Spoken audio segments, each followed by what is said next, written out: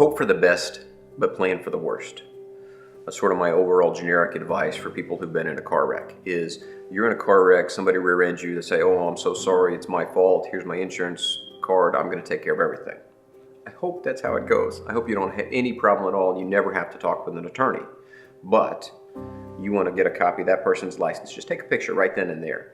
You want to get a copy of their insurance card right then and there. You still want to call the police and make sure that an accident report is filled out so that your version is recorded by somebody else, just in case. If law enforcement won't take a report there, go down to the police station, make one of your own. Then call your insurance company and tell them what happened. You want to hope for the best that this person is really going to do what they've said and that their insurance company is going to treat you fairly. But if they don't, you want to prepare for the worst and make sure that you have taken all of the photographs of the damage, you've gotten witness information, you've got a law enforcement report, and you've told your insurance company your version just in case you have to fight about this later on.